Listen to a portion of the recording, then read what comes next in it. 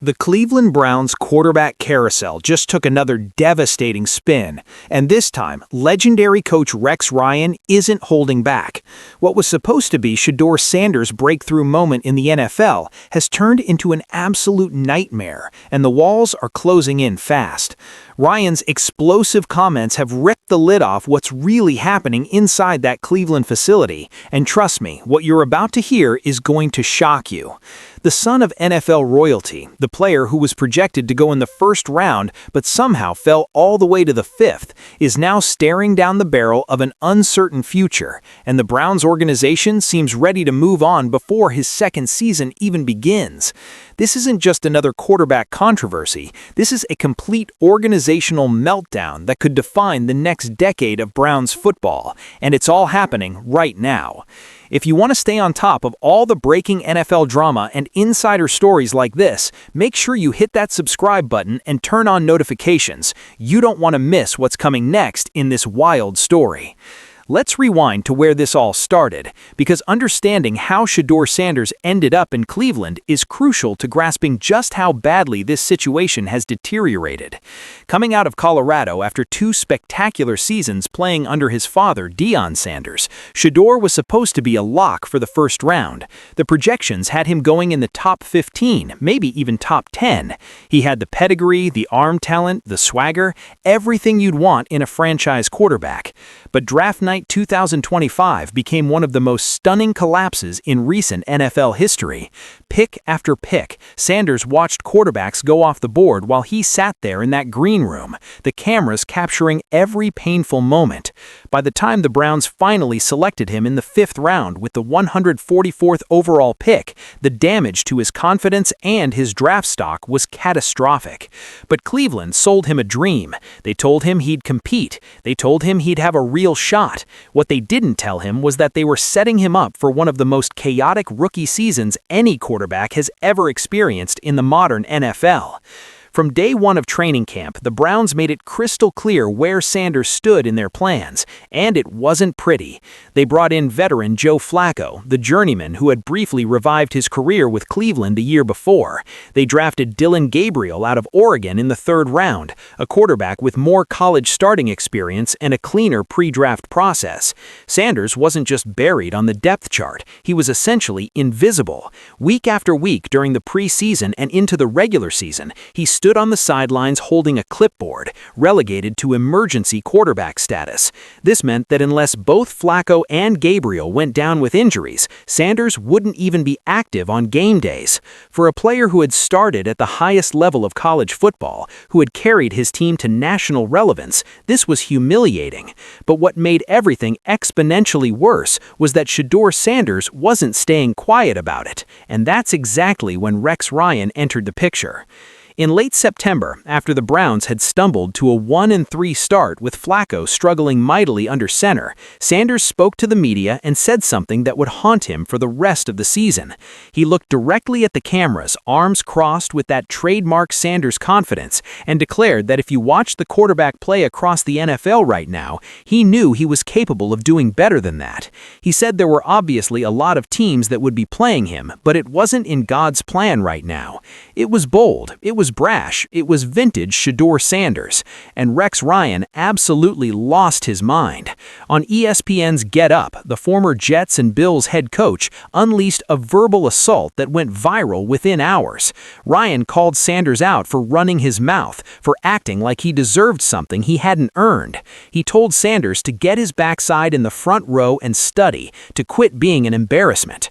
Ryan said Sanders should be embarrassed that he wasn't the quarterback right then and there, and he made it clear that if he knew Sanders wasn't working hard enough, the whole league knew it too. The clip exploded across social media, and suddenly Shedeur Sanders wasn't just a buried rookie quarterback, he was the center of a national controversy about entitlement, work ethic, and whether famous last names meant anything in the NFL.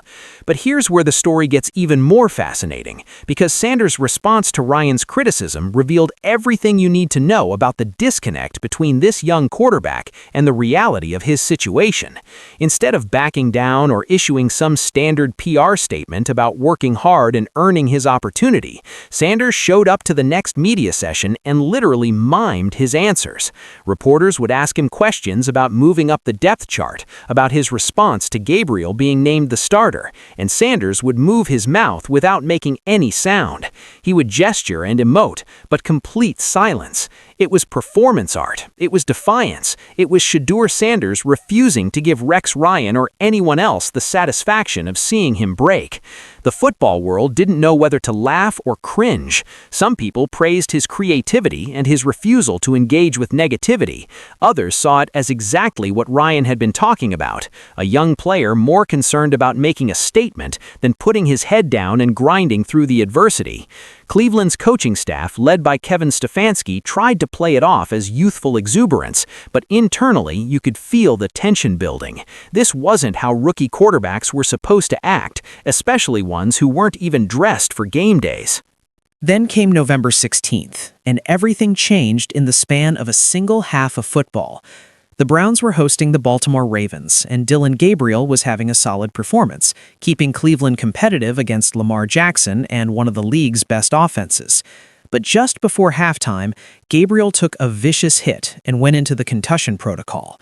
He never came out of that locker room for the second half, which meant, for the first time all season, Shedeur Sanders was about to take meaningful snaps in an NFL game. This was the moment he'd been waiting for, the chance to prove Rex Ryan and every doubter wrong, to show Cleveland and the entire league that the fifth-round selection had been highway robbery. But what unfolded over the next 2 quarters was one of the most painful debuts you'll ever see. Sanders finished 4 of 16 for 47 yards, 0 touchdowns, and 1 interception. The Browns lost 23-16 despite leading for most of the game.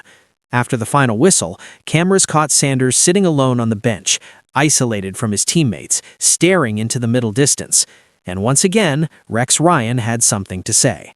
On the following Monday's edition of Get Up, Ryan didn't back off one bit. He pointed out that Sanders sitting by himself on that bench, not engaging with his teammates, not seeking out anyone for support or advice, was a massive red flag.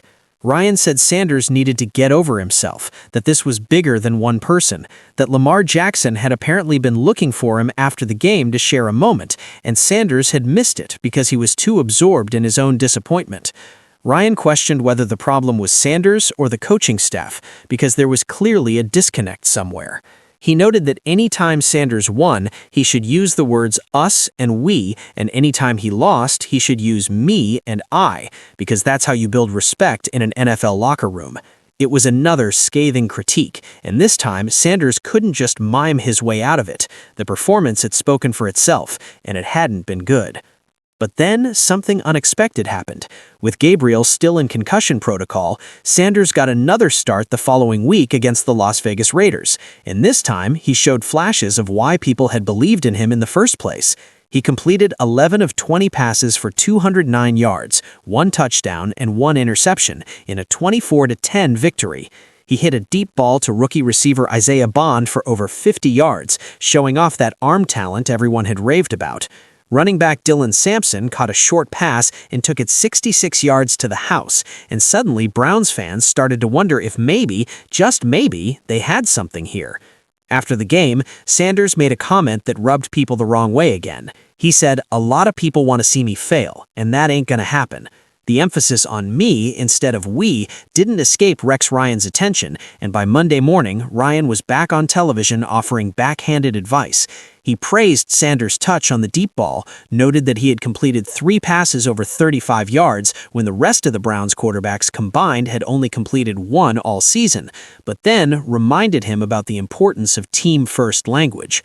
It was another scathing critique, and this time, Sanders couldn't just mime his way out of it. The performance had spoken for itself, and it hadn't been good. As Sanders took over the starting job for the final 7 games of the season, the Browns went 3-4 under his leadership. He threw for 1,400 yards, 7 touchdowns, and 10 interceptions. His completion percentage sat at just 56.6%, one of the lowest in the league among starters. His total QBR of 19.0 ranked 5th worst among nearly 700 quarterbacks in the QBR era since 2006. He was sacked constantly, holding the ball for an average of 3.22 seconds per dropback, the second longest time in the entire NFL behind only Brock Purdy. Now, to be fair, he was playing behind a makeshift offensive line that had only one Week 1 starter still in the lineup by the end of the year. He was pressured on over 44% of his dropbacks, one of the highest rates in football. The Browns' offense ranked 31st in scoring at just 16.4 points per game. This wasn't entirely on Sanders, but in the NFL, quarterbacks get disproportionate blame when things go wrong, and Sanders was learning that lesson the hard way. The flashes of talent were there, the deep ball accuracy, the ability to extend plays with his feet, the occasional moment where you could see the franchise quarterback potential, but the consistency wasn't. And in a league where teams are desperate for stability at the most important position, inconsistency is a death sentence. Then came the bombshell that changed everything. On January 5, 2026, the Cleveland Browns fired Kevin Stefanski, the two-time Coach of the Year who had guided the team through some of its most successful seasons in decades. The announcement sent shockwaves through the NFL because Stefanski had built a reputation as one of the league's bright young coaching minds, someone who could scheme his way around roster deficiencies and get the most out of limited talent. But 5-12, the Browns' final record for 2025, was unacceptable. Owner Jimmy Haslam and general manager Andrew Berry decided it was time for a fresh start, time for a new voice to lead this young roster forward.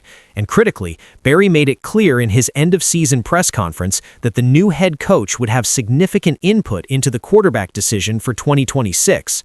When reporters asked Berry point-blank if Shedeur Sanders would be the starter next season, Berry's answer was as non-committal as it gets. He said they saw a lot of progress with Sanders, both mentally and physically, that Sanders was still very much a work in progress, like many rookie quarterbacks are. He praised Sanders' playmaking ability, his accuracy, his mobility, and his improvement in pocket management. But then came the hammer. Berry said he couldn't tell anyone that day whether the starter in 2026 would be internal or external. He said they would do their work on the quarterback market, exploring free agency, trades, and the draft. He emphasized that quarterback was the most important position in sports, that solidifying it was priority number one, and that how they accomplished it, with the combination of internal options, external veteran options, or the draft, remained to be seen. It was political speak for, "We're not sold on Shedeur Sanders, and we're keeping all our options open." Now let's talk about what those options actually look like, because this is where Sanders' future in Cleveland gets really murky. First, there's Deshaun Watson, the elephant in the room that nobody wants to acknowledge. Watson hasn't played a single snap since October 2024 when he tore his Achilles tendon. He then required a second surgery in January 2025 after re-injuring that same Achilles during his recovery. The man has been rehabbing for over a year, and according to Andrew Berry, Watson is expected to be on the 2026 roster. Watson's contract is one of the worst in NFL history, a 5-year, fully guaranteed $230 million deal that the Browns gave him when they traded for him from Houston. The guaranteed money means Cleveland can't just cut him without taking a massive dead cap hit. Berry praised Watson's engagement with the team during his rehab, how he stayed involved in meetings and worked diligently to get back. But let's be honest, Watson has been an absolute disaster for the Browns. In 19 games since joining Cleveland, he's posted a total QBR of 33.1, which would rank dead last among qualifying quarterbacks this season. Suspension and injuries have derailed what was supposed to be a franchise-altering acquisition, and now the Browns are stuck with him for at least one more year. So even if Sanders improves, even if he shows he can be the guy, he's going to be competing with a 30-year-old former Pro Bowler who's carrying a contract that demands playing time. Let's zoom out for a second and talk about the broader context, because the Browns' quarterback situation is symptomatic of a larger organizational dysfunction that's plagued this franchise for decades. Since 1999, when the Browns returned to the NFL as an expansion team, they've started 37 different quarterbacks. 37! That's more than one per season for a quarter century. They've cycled through coaches, general managers, ownership groups, and nothing has worked. The Deshaun Watson trade was supposed to be the move that finally stabilized the position, the bold swing that would give Cleveland a franchise quarterback for the next 10 years. Instead, it's turned into one of the worst personnel decisions in modern NFL history, hamstringing the team financially while providing almost no on-field value. Drafting both Dillon Gabriel and Shedeur Sanders in the same year was supposed to be a hedge, a way to have multiple young options developing in case Watson continued to struggle. But it's created a three-headed monster where nobody feels secure and everyone's looking over their shoulder.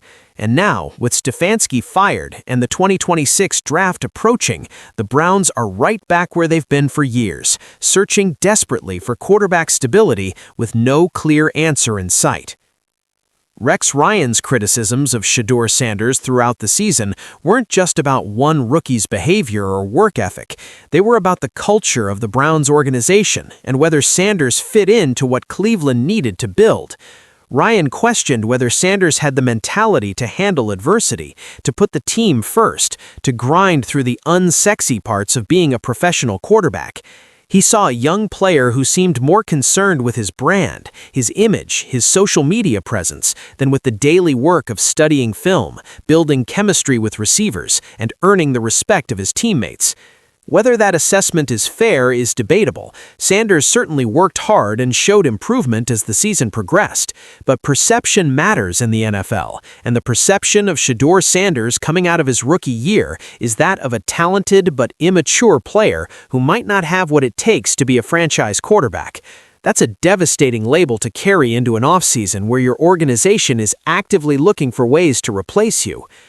There's also the family dynamic to consider, and while nobody in Cleveland will say it publicly, you know it's part of the conversation. Shedeur's father, Deion Sanders, is one of the most famous and polarizing figures in football.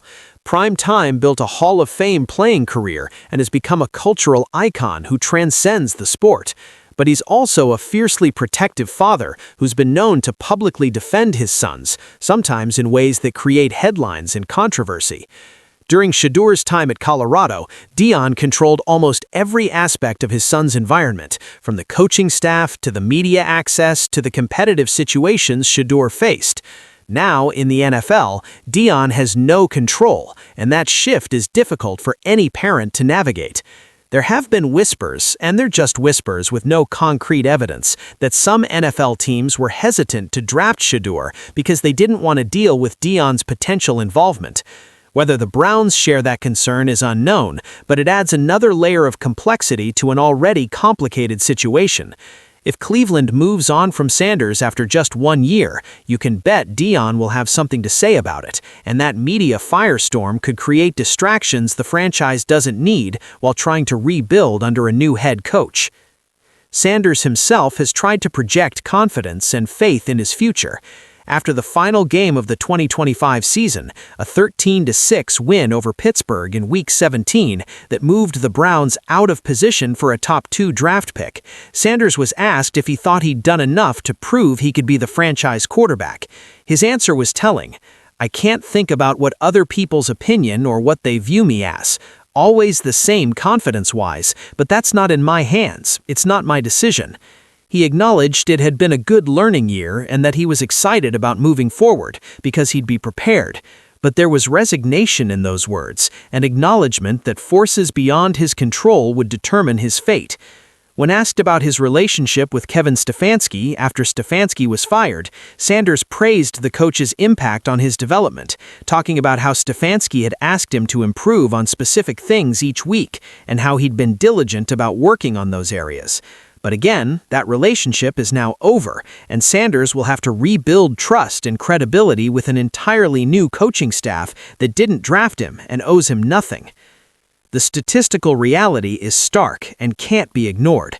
Among the 29 qualifying quarterbacks in 2025, Sanders ranked dead last or near the bottom in almost every major category. His 20.9 total QBR was the worst. His 68.1 passer rating was the worst. His 56.6% completion percentage was the worst. He threw 10 interceptions, tied for the most in the league among starters, despite playing in only 7 games.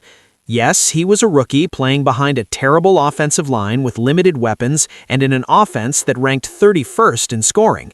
Yes, those contextual factors matter and should be considered when evaluating his performance. But NFL teams don't have the luxury of patience anymore. The league is so competitive, the pressure to win is so intense that organizations can't afford to wait 3 or 4 years to see if a young quarterback develops. They need answers now, and Sanders didn't provide enough positive answers in his limited sample size to convince the Browns he's worth building around. One 364-yard, 3-touchdown performance against Tennessee showed what he could be on his best day, but the 3 or 4 games where he threw multiple interceptions and took countless sacks showed what he was on average, and average doesn't cut it. Andrew Berry's comments about Sanders being a work in progress might sound like standard player development language, but in NFL GM speak, it's often code for, "We're not sure about this guy." When Berry said the Browns would explore the entire quarterback market and couldn't commit to whether the 2026 starter would be internal or external, he was essentially putting Sanders on notice. Prove yourself in the offseason or we're moving on. That's a brutal position for a second-year player to be in, knowing that one bad practice, one poor showing in minicamp could torpedo your standing with a new coaching staff that's looking for reasons to bring in someone else. Sanders will enter the 2026 offseason with the weight of those expectations crushing down on him, and history suggests that kind of pressure rarely brings out the best in young quarterbacks. The Browns' ownership has to shoulder significant blame for the mess they've created. Jimmy Haslam has owned the team since 2012, and in that time, Cleveland has had 9 different head coaches and 5 general managers. He's meddled in football decisions, made impulsive moves, and created an atmosphere of instability that makes it nearly impossible to build sustained success. The Deshaun Watson trade, which Haslam publicly took responsibility for pushing, has set the franchise back years. The decision to draft 2 quarterbacks in 1 year after acquiring Watson the previous year showed a lack of coherent long-term planning. And now, firing Stefanski after he'd won Coach of the Year twice, including as recently as 2023, suggests an organization that's constantly chasing short-term fixes instead of committing to a vision and seeing it through. Shedeur Sanders is the latest casualty of that organizational dysfunction, a talented player whose development will be stunted by constant coaching changes, roster instability, and impossible expectations. Rex Ryan's blasts at Sanders throughout the season, while harsh, also contained kernels of truth that Sanders and the Browns need to confront. Ryan was right that Sanders needed to use more team-first language, that sitting alone on the bench after a tough loss sent the wrong message, that the mime routine with reporters came off as immature rather than clever. But Ryan was also highlighting a larger issue about whether the Browns had properly set Sanders up for success. Did they give him a real chance to compete in training camp, or was the competition rigged from the start? Did they provide enough protection and weapons to give any quarterback a fighting chance? Did Kevin Stefanski's offense showcase Sanders' strengths, or did it expose his weaknesses? These are questions without easy answers, and they complicate the narrative that Sanders simply wasn't good enough. Maybe he wasn't ready, but maybe Cleveland wasn't ready to develop him properly either. The next 4 months, what Jimmy Haslam called the crucial 120-day period for the organization, will determine not just Shedeur Sanders' future, but the trajectory of the entire Browns franchise. They need to hire the right head coach, someone who can come in and establish a culture, a system, and a plan that everyone buys into. They need to figure out the quarterback situation once and for all, whether that's committing to Sanders and giving him every resource to succeed, or acknowledging he's not the answer and moving on decisively. They have 10 draft picks, including 2 first-rounders, and they need to hit on those selections to infuse the roster with young talent. They have cap space to be active in free agency, and they need to fortify the offensive line and add playmakers on offense. Everything needs to go right, and given the Browns' track record, there's little reason for optimism. But for Sanders specifically, the clock is ticking. He'll get a chance to work with the new coaching staff, to show he's learned from his rookie mistakes, to prove he can be the franchise quarterback Cleveland desperately needs. If he seizes that opportunity, if he comes back stronger and more focused, he could still salvage his career with the Browns. But if he stumbles, if the new coach isn't sold, if the organization decides to go in a different direction, his time in Cleveland could be over before it really began. Rex Ryan's criticisms weren't the problem, they were a symptom of a larger issue. Sanders needed to hear those harsh truths about his demeanor, his work ethic, and his team-first mentality. But the Browns also needed to hear the underlying message that they've failed yet another young quarterback by surrounding him with dysfunction and instability. This story isn't just about Shedeur Sanders versus Rex Ryan or Sanders versus the Browns organization. It's about whether the Browns can finally break the cycle of quarterback failure that's defined their franchise for over 2 decades, or whether they'll continue to be the place where promising careers go to die. Sanders' future hangs in the balance, and so does Cleveland's credibility as an organization capable of developing talent and competing for championships. The next few months will tell us everything we need to know. As we head into the 2026 offseason, the buzz around the Browns' draft plans has reached a fever pitch. Will they trade up for Fernando Mendoza? Will Dante Moore declare, and if so, would Cleveland make a move for him? Could they shock everyone and stick with Shedeur Sanders, pairing him with a veteran backup and surrounding him with the offensive line help he desperately needs? Or will Deshaun Watson somehow stage an improbable comeback and reclaim the starting job, pushing Sanders back to the bench? Every scenario is on the table, and that uncertainty is exactly what makes this situation so treacherous for Sanders. He can't control any of it. All he can do is work, prepare, and hope that when the new coaching staff evaluates the roster, they see a quarterback worth investing in rather than a problem to be solved.